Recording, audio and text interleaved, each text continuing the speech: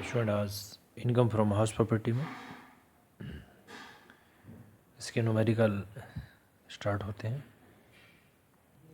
देखिए, सबसे पहले हम इस क्वेश्चन में ये जानेंगे कि एनुअल वैल्यू को कैसे कैलकुलेट किया जाएगा। एनुअल वैल्यू को यदि एक्यूरेट यानी करेक्ट फाइंड आउट किया है तभी हाउस प्रॉपर्टी से इनकम या लॉस का हम सही फाइंड आउट कर सकते हैं। यदि एनुअल वैल्यू रॉन्ग है तो हाउस प्रॉपर्टी इनकम या लॉस जो भी आएगा वो भी गलती होगा। तो देखिए, एनुअल वैल्यू को कैसे फाइंड आउट करेंगे। पहले question, compute the net annual value of the following information A, B, C and D. देखिए, म्युनिसिपल वैल्यू ए के लिए 60,000, बी के लिए 48,000, सी के लिए 36,000 और डी के लिए 96,000। फिर रेंटल वैल्यू है 75,000, 60,000, 45,000 और 1,16,000, 1,16,000।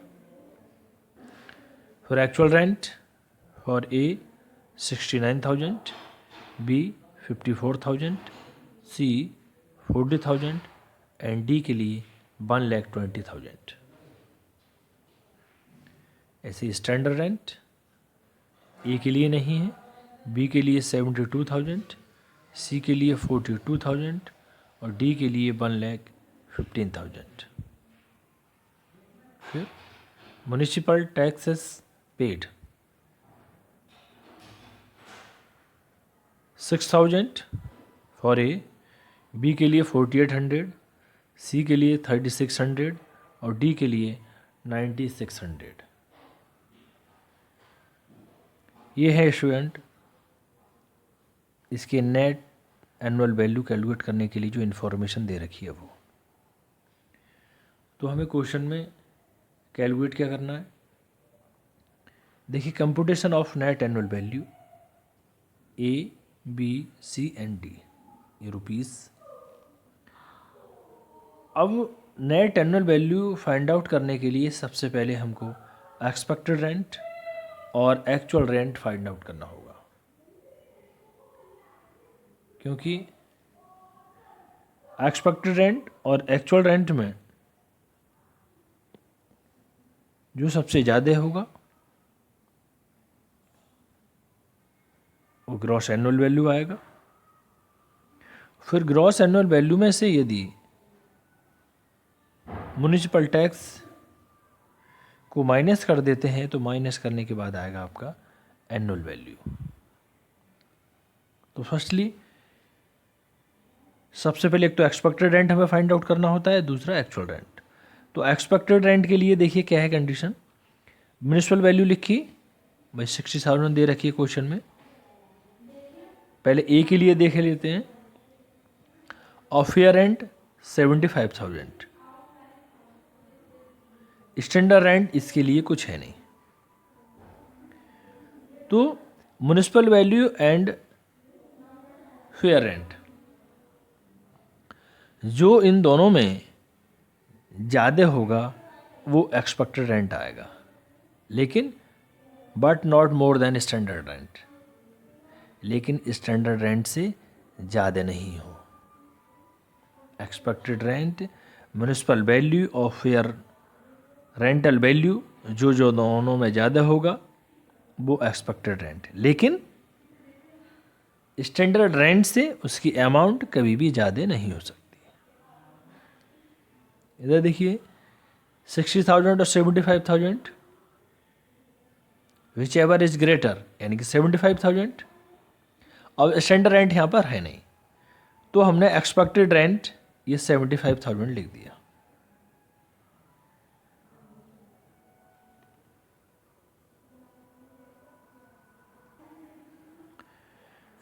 whichever is greater but not more than standard,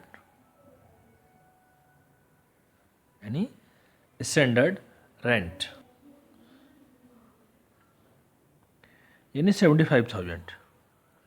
अब क्वेश्चन में देखिए एक्चुअल रेंट कितने दे रखा है, 69,000।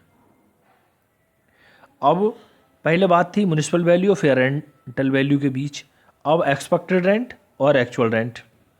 एक्सपेक्टेड रेंट और एक्चुअल रेंट में जो दोनों में ज़्यादा होगा वो ग्रॉस एनुअल वैल्यू होगी। तो देखिए एक्सपेक्टेड रेंट आपका 75,000, एक्चुअल रेंट 69,000, दोनों में ज़्यादा 75,000। तो देखिए ग्रॉस एनुअल वैल्यू ए और बी, यानी एक्सपेक्टेड रेंट ए और बी आपका एक्चुअल रेंट, ए और B whichever is greater, जो दोनों में ज़्यादा होगा वही आपका ग्रॉस एनुअल वैल्यू होगा। तो इस कंडीशन में ग्रॉस एनुअल वैल्यू आती है आपकी 75,000। अब ग्रॉस एनुअल वैल्यू यदि 75,000 आ गई, इसमें से हम माइनस करेंगे म्यूनिसिपल टैक्स, क्योंकि म्यूनिसिपल टैक्सेस पेड 6,000 रुपीज़ दे रखे हैं, 6,000 रुपये ये माइनस किए। तो ग्रॉस एनुअल वैल्यू में से म्यूनिसिपल टैक्स माइनस करने के बाद ये आया आपका 69,000 और ये आती है एनुअल वैल्यू। किसके लिए, ए के लिए। पहले हमने ए को देखा है, फिर ऐसे बी में आ जाइए। बी में देखिए म्यूनिसिपल वैल्यू क्वेश्चन में 48,000 दे रखी है, फेयर रेंटल वैल्यू 60,000 दे रखी है और स्टैंडर्ड रेंट आपका 72,000 दे रखा है। अब इसमें स्टैंडर्ड रेंट 70,000। अब देखिए कंडीशन क्या है, सबसे पहले हमें एक्सपेक्टेड रेंट कैलकुलेट करना होगा, किसमें से, म्यूनिसिपल वैल्यू और फेयर रेंटल वैल्यू में से। तो एक्सपेक्टेड रेंट के लिए क्या है, यानी फर्स्ट और सेकंड में जो सबसे ज़्यादा होगा वो एक्सपेक्टेड रेंट, लेकिन स्टैंडर्ड रेंट से ज़्यादा नहीं होगा। तो इन दोनों में ज़्यादा 60,000 है भाई, इससे तो कम है ये, तो 60,000 देखिए यहाँ पर आ गया आपका एक्सपेक्टेड रेंट। दूसरा एक्चुअल रेंट क्वेश्चन में दे रखा है 54,000। अब ये आपका एक्सपेक्टेड रेंट, ये आपका एक्चुअल रेंट। अब इन दोनों में जो ज़्यादा होगा वह ग्रॉस एनुअल वैल्यू होगा, यानी ग्रॉस एनुअल वैल्यू ए और B whichever is greater, यानी इन दोनों में ज़्यादा क्या है, 60,000, 60,000, ये हो गए ग्रॉस एनुअल वैल्यू। अब ग्रॉस एनुअल वैल्यू में से यदि म्यूनिसिपल टैक्स माइनस कर देंगे,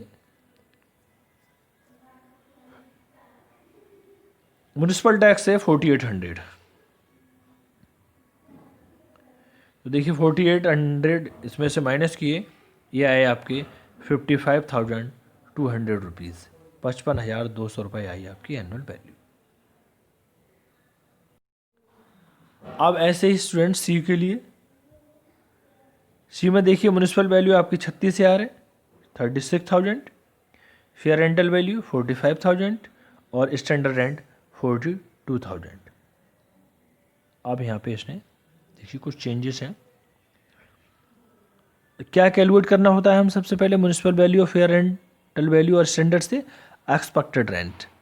एक्सपेक्टेड रेंट को बता रहा है कि वो फर्स्ट एंड सेकंड, यानी म्यूनिसिपल वैल्यू और फेयर रेंटल वैल्यू में जो दोनों में ज़्यादा होगा, लेकिन स्टैंडर्ड रेंट से ज़्यादा नहीं होगा, ये मैंने लिख भी दिया है, which ever is greater but not more than standard rent. तो स्टैंडर्ड रेंट 42,000 है, इससे तो ज़्यादा होगा नहीं लेकिन इसके बराबर हो सकता है। देखिए इन दोनों में ज़्यादा 45,000 है, तो 45,000 स्टैंडर्ड रेंट से ज़्यादा है, स्टैंडर्ड रेंट आपका 42,000, तो यहाँ पर ये 45,000 एक्सपेक्टेड रेंट नहीं होगा, यहाँ पर एक्सपेक्टेड रेंट आपका 42,000 होगा, ये 42,000 रुपये, 42,000। दूसरा क्वेश्चन में एक्चुअल रेंट दे रखा है 40,000, 40,000 दे रखा है आपका एक्चुअल रेंट।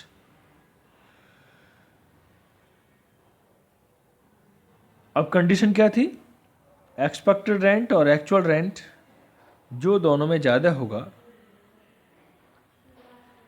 जो दोनों में ज़्यादा होगा वही ग्रॉस एनुअल वैल्यू। इन दोनों में ज़्यादा देखिए ये 42,000 है, तो 42,000 हो गया आपके ग्रॉस एनुअल वैल्यू। आप ग्रॉस एनुअल वैल्यू में से म्यूनिसिपल टैक्स माइनस कर देंगे। म्यूनिसिपल टैक्स क्वेश्चन में दे रखा है आपका 3600। इसको माइनस करने के बाद 38,400, 38,400 रुपये आ गया आपके एनुअल वैल्यू फॉर सी।